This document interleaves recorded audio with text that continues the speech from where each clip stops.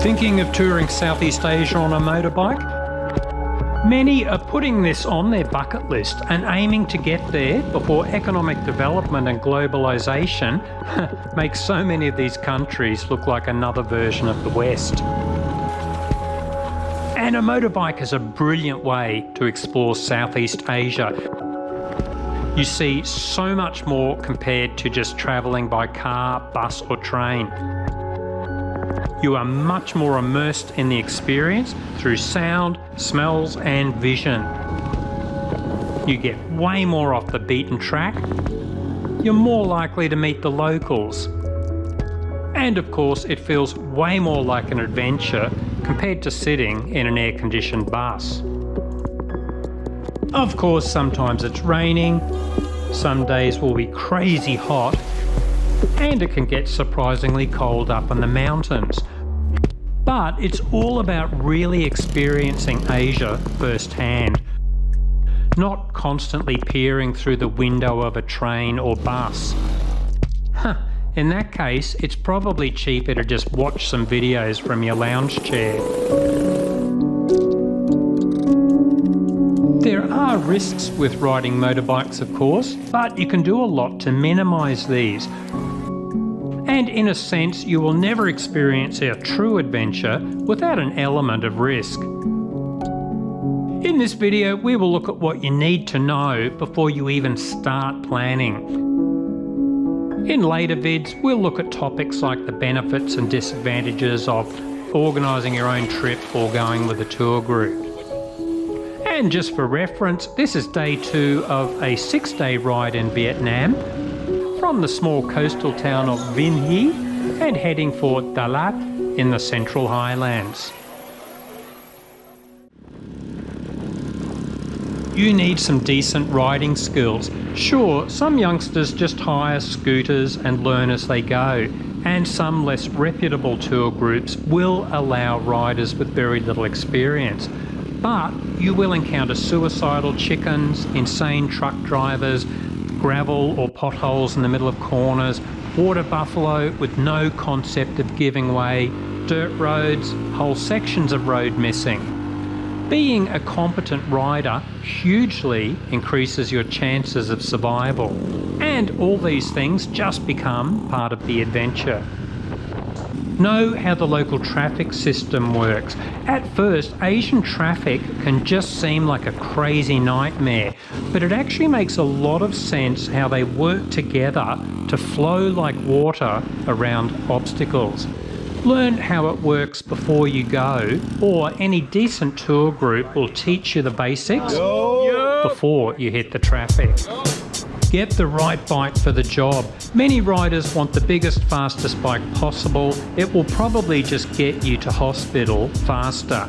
In most Asian countries, the typical speed of the locals is somewhere between walking speed and 50 kilometers per hour. If you try and ride faster than them, you just get into trouble fast. Riding a bike that is popular with the locals will mean that parts and mechanical help will be available almost everywhere you go, and you won't be tempted to go too fast. If the suicide chickens don't get you, the cops probably will. For example, in Vietnam, anything bigger than 200 cc's is illegal, and travel insurance usually doesn't cover bikes bigger than 250 cc, if at all. That brings us to our next point, handling the cops. In the old days, cops would regularly pull over foreign riders to extract instant cash to avoid made-up fines. It happens much less now because the governments usually value tourism too much. Do your research though to see how much it occurs in your planned destination and how to handle it. Riding with a tour group usually avoids this, as your leaders can sweet talk their way out of it. Motorbike licenses. If you ride a small scooter, you may not need one. In some countries, they will insist on an international license. Sometimes they will insist you take out a local license. And of course, sometimes the cops aren't even sure themselves what the regulations are and might make them up on the spot. Do your research. Travel insurance. You really want this if you are riding. Plenty of horror stories where travellers are hit with massive hospital bills. Make sure your travel insurance covers motorbike riding and especially the size of the bike you are using. Have all your travel insurance documents handy. We have heard stories of injured riders not being treated or taken to hospital due to no proof that the medical care would be paid for. Riding gear. I always cringe when I see Westerners riding around in t-shirts, shorts and sandals, often without a helmet too. Look, there's plenty of well-ventilated gear nowadays when it comes to jackets, helmets, gloves and pants. Check the weather, see how often you will get wet and how hot it will get. Just do your research. Assume you will go for one good slide down the road at least and plan accordingly.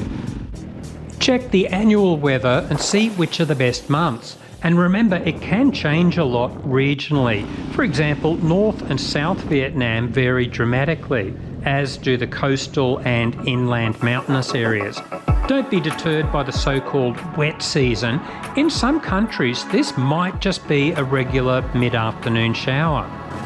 In others, though, it can potentially rain for days at a time. Paperwork.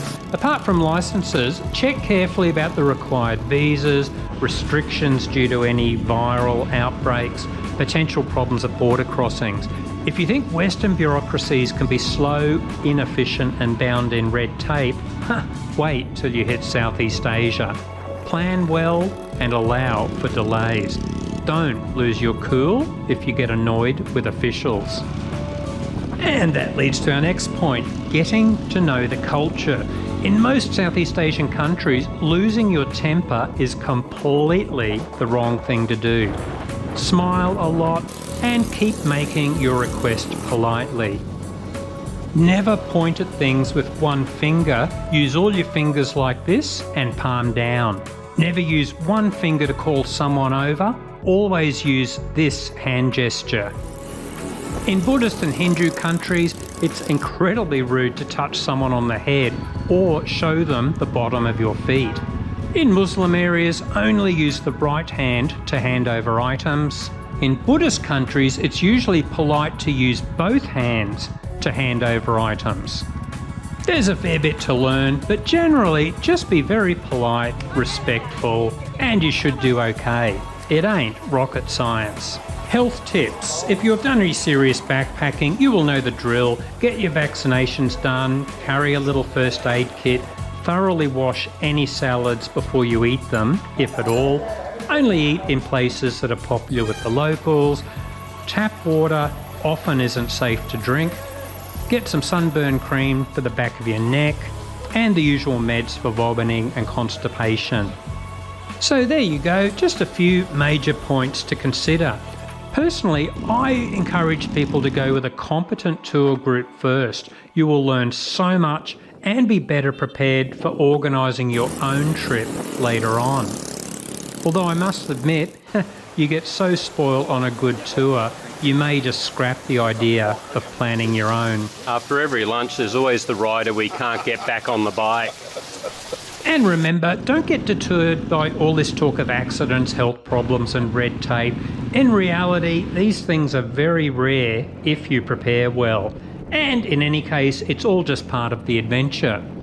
So what about you guys? Have you ridden Southeast Asia? Did you enjoy it? Any extra tips to add?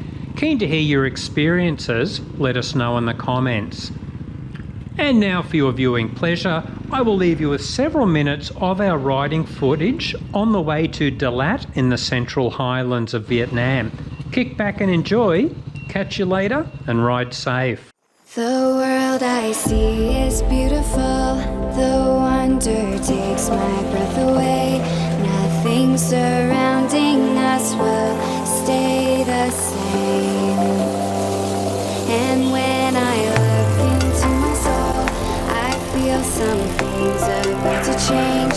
It's growing stronger and it's taking on